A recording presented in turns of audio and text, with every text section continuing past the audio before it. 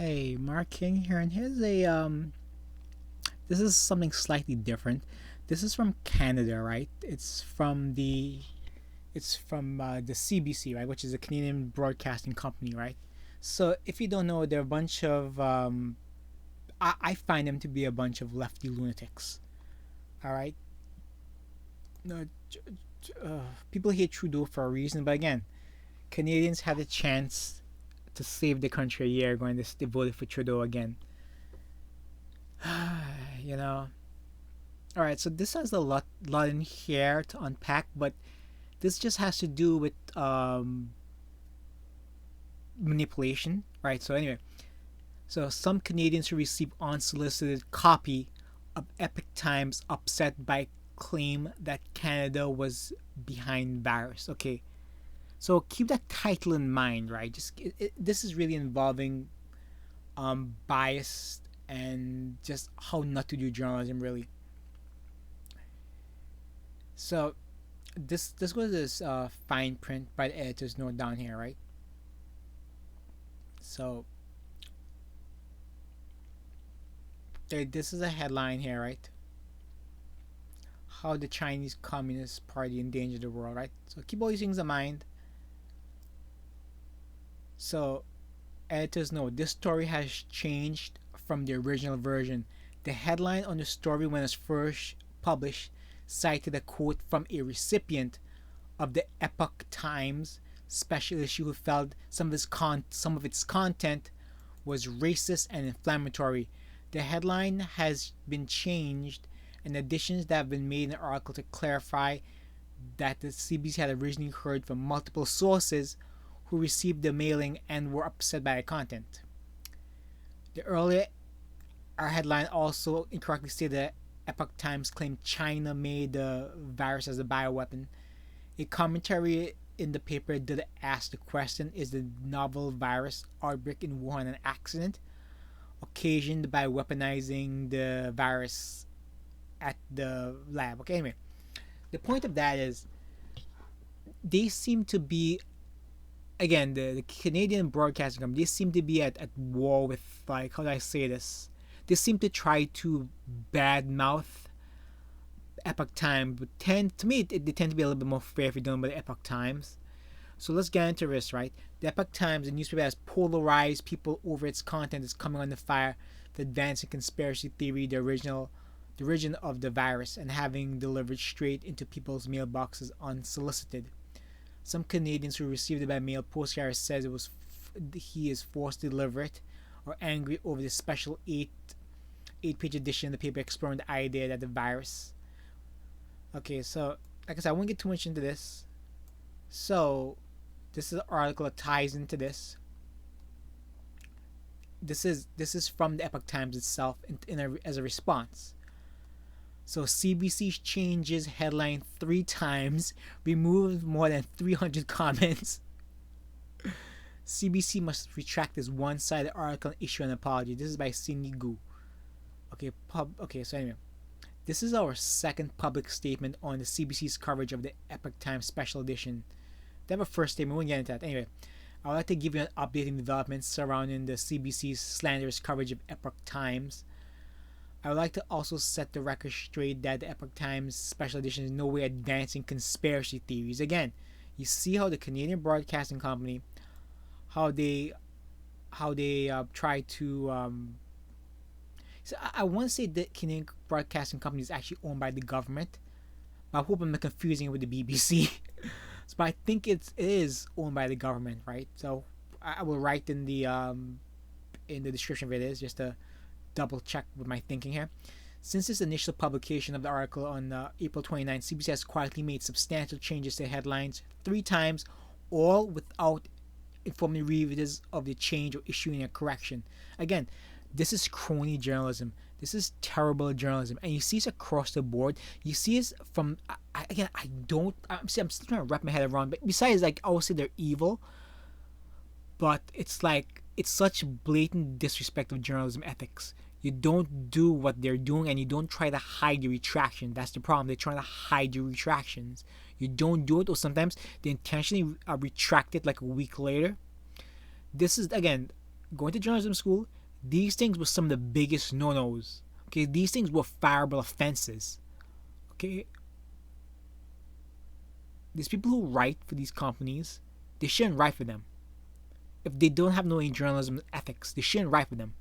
But of course, we know they're hired based on their gender, they're hired based on their ethnicity, they're hired based on the political ideology.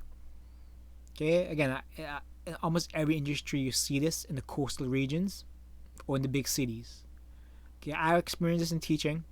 Like I said, even though I'm not white, the schools I've taught at, it's you're in trouble if you're not let's just say in the hood areas. Okay, if you're not like them, you're in trouble, unfortunately.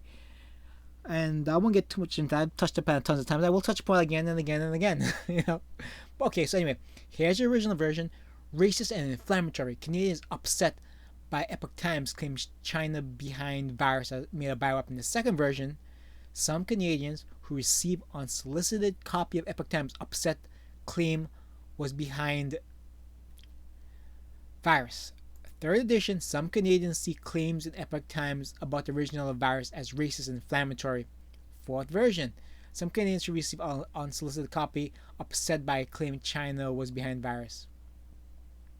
It is worth noting that all these headlines are incorrect.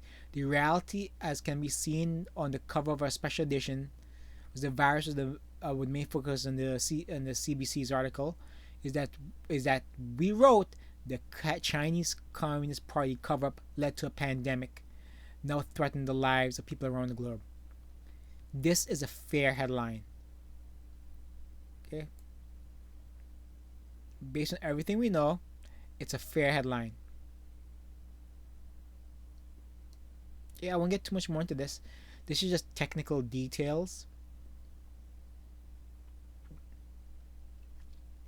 Let me just read this because I like this line anyway.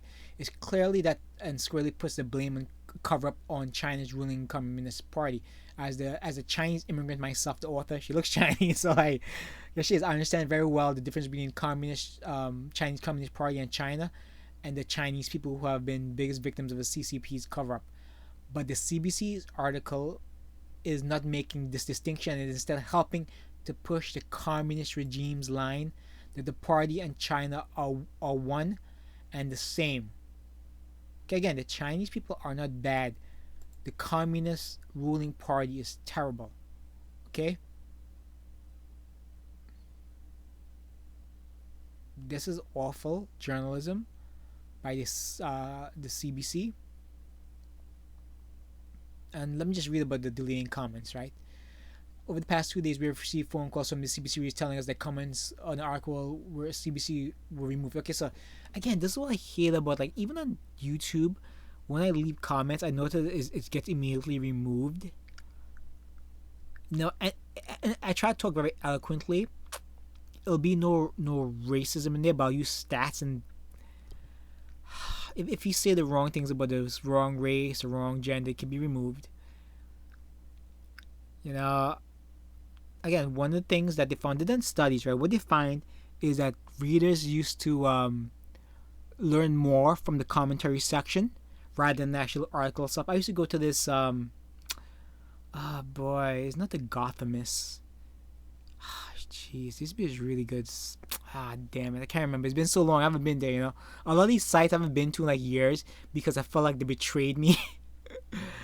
Oh gosh, I can't remember being on a C. I can't remember. Anyway, they used to have really good articles, but the articles tended to be one sided, and then eventually the commentary section got closed down. Damn, I forgot the name of it, man. This is embarrassing because it adds this story, you know. Anyway, the point is, people get more information from the comment section than the actual story itself. So hence all these magazines and publications online, they decided to close down the comment sections because it told a different side than what the article was trying to push. Again, a lot of things I learned is actually from the comment section. You know, I used to be a fan of like the Young Turks. I used to like read, and then you see the opposite side in the comment section. Then YouTube used to recommend like responses. That's how you change people's mind, you know, through logical and basically logic, evidence, and facts.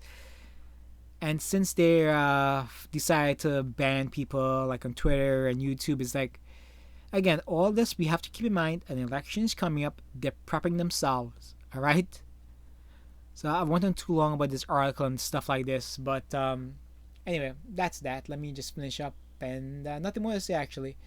So I will post both links to the CBC and the Epoch Times.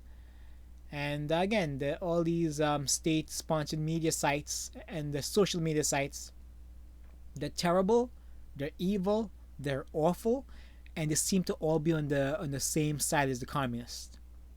Okay, whatever side the communists are on, it's the wrong side.